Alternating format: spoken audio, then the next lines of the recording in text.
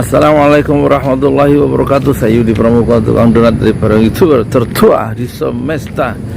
Saya sudah membaca buku, baru selesai membaca buku Paradoks Indonesia karya dari Prabowo Subianto yang diluncurkan saat kampanye kemarin. Tapi saya baru dapat bukunya dikasih oleh datang ke rumah Purnawirawan ya, dari Kopassus ya, khusus memberikan buku itu untuk saya dan sudah saya baca. Dan saya lihat datanya ada 8 korporasi yang menguasai Indonesia yang besar ya. Ya begitulah 8. Kenapa nggak 9 ya? 9 naga itu yang maksudnya yang mana?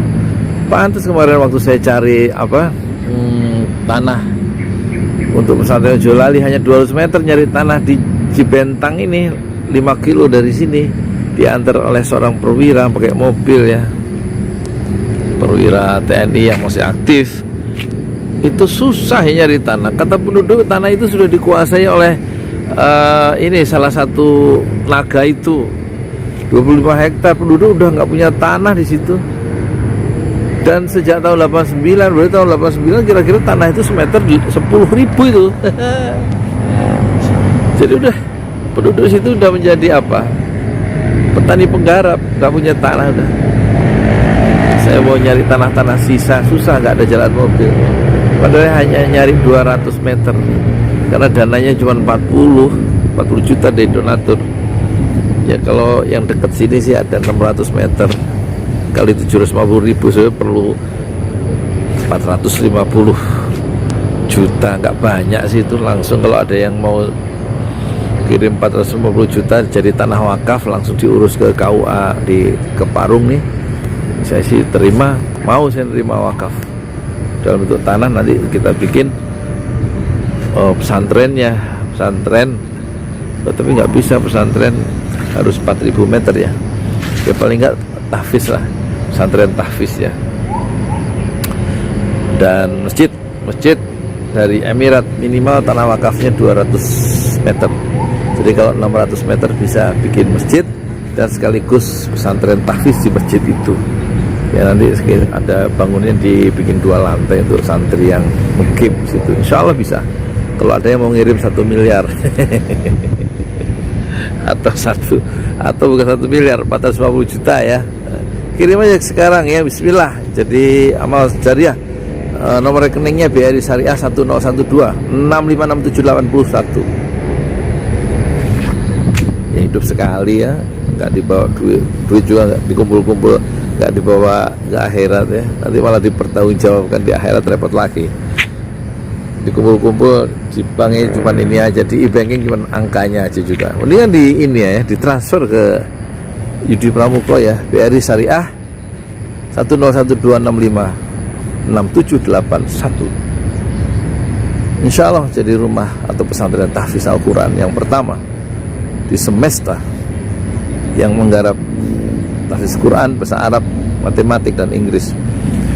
Sekarang kembali ke buku Paradoks Indonesia, dan kita betul-betul di buku itu kekayaan Indonesia mengalir ke luar negeri, dikuras ke luar negeri. Makanya umat Islam diadu sekarang ini kan, polisi lawan rakyat ya kan, terus grup umat Islam, grup cebong diadu sama grup kampret, supaya kekuatan Islam itu lemah dan kekuatan kita menjadi bangsa besar itu menjadi hilang karena kita berkelahi sesama umat Islam atau sesama rakyat di Indonesia. Sementara kekayaan alam Indonesia itu terus dikeruk mengalir ke luar negeri tanpa kita tahu. Dan mereka canggih ya, perusahaan-perusahaan itu melakukan satu kerja yang cepat, sistematis, dan didukung oleh undang-undang yang dihasilkan oleh DPR dan diizinkan oleh pejabat yang mendukung sistem kapitalisme global itu. Sementara istilah-istilah intoleran radikal itu dikembangkan supaya umat Islam saling memukul, saling berkelahi. Sementara musuh-musuh Islam, musuh-musuh bangsa yang bekerja sama dengan antek-anteknya di dalam negeri ini, itu sama-sama mendapat keuntungan sebagai barisan orang-orang yang tamak terhadap dunia dan kekayaan Indonesia, mengalir ke luar negeri sejak zaman Belanda. Berapa juta gulden atau berapa miliar gulden ya, kayak Indonesia mengalir ke Belanda, mengalir ke Inggris, mengalir ke Perancis.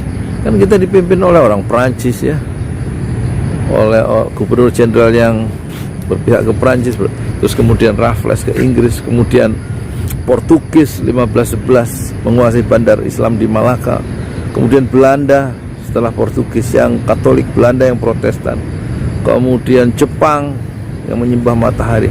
Semua itu mencuri ya. Amerika begitu juga mencuri ya, negeri-negeri itu yang mencuri semua. Indonesia sampai sekarang kekayaan itu dicuri dan kita dibuat berkelahi sesama kita sendiri ya. Ya begitulah. Jadi sebagai bangsa besar tidak akan tercapai karena memang sengaja ada mastermind ya, ada kelompok elit ya yang mengaduk-aduk Indonesia sehingga tidak bisa menjadi bangsa besar, sementara leadershipnya memang lemah dan tidak ada satu tokoh sekarang di Indonesia yang bisa menyatukan potensi bangsa, sehingga secara bangsa kita lemah dan kelemahan itu didesain dengan sengaja oleh kapitalisme global supaya Indonesia bisa dihisap, bisa disedot kekayaannya ke luar negeri. Dan kita saksikan hari-hari ini diciptakannya undang-undang Omnibus Law yang ditolak oleh ratusan sarjana hukum, ditolak oleh 67 perguruan tinggi, ditolak oleh 200 dosen, ditolak oleh Muhammadiyah, ditolak oleh NU, ditolak oleh ormas-ormas Islam, ditolak oleh Majelis Ulama Indonesia. Tetapi pemerintah terus maju dengan polisinya dan kemudian menyiksa rakyat yang demonstrasi dengan gas air mata dan siksaan fisik buat pendemo yang tertangkap. Dan itu sudah kita bisa saksikan, oknum polisi yang pengisi itu sekarang menjadi alat pemerintah, bukan menjadi alat negara. Dan hasil keseluruhan dari demo itu adalah kita lemah secara bersama-sama, dan yang tertawa tentu adalah orang-orang yang punya desain supaya Indonesia dipecah belah, kemudian diangkat satu pihak, ditekan satu pihak, kemudian dikuasai pihak, dua-duanya dikuasai, baik yang diangkat maupun yang diinjak, semua dikuasai oleh orang-orang itu yang ingin mengeruk kekayaan Indonesia supaya kekayaan Indonesia itu aman dan terus mengalir masuk kantong-kantong mereka yang penuh dengan ketamakan itu. Maka hentikanlah ya pertikaian itu. Dan kalau Pak Mahfud bilang setiap undang-undang termasuk Omnibus Law itu selalu ada yang kontra, ada yang setuju, ada yang kontra. Kalau yang nggak setuju, bawalah ke Mahkamah Konstitusi. Tidak sesederhana itu Pak Mahfud. Yang menolak ini luar biasa, penolakan terhadap Omnibus Law, soal tanah, soal cipta kerja, soal investasi, soal pajak. Siapa yang mau percaya dengan MK? Sekarang ya, kalau itu artinya kalau Pak Mahfud segala-gala semua dikasih ke MK, loh, terus gimana sih bikin undang-undang yang benar, yang nggak menyusahkan rakyat itu bisa nggak? Kalau memang undang-undang itu benar, itu nggak pada turun ke jalan kan? Akhirnya apa? Sesama anak bangsa berantem kan?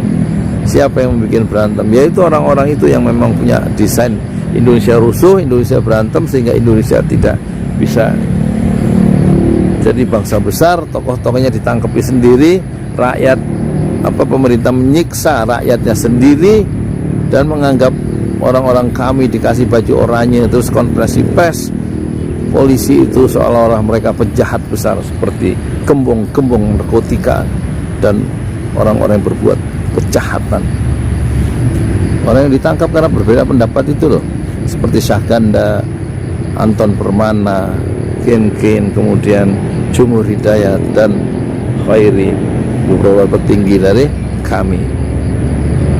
Koalisi aksi menyelamatkan Indonesia. Selamatkanlah Indonesia dengan bersatu padu untuk mengusir penjajah yang memiliki ular yang memiliki kepentingan global, baik timur maupun barat, sama-sama jahatnya ingin menguras kekayaan Indonesia sebagaimana dulu Belanda, Portugis, Jepang, Perancis, Inggris menguras dan menjarah Indonesia melalui penjajahan imperialisme zaman kuno. Saya di Pramuka, tukang donat dari Paru Youtuber, tertua di semesta fasbir sabran jamila, bersabarlah dengan kesabaran yang indah. Assalamualaikum warahmatullahi wabarakatuh.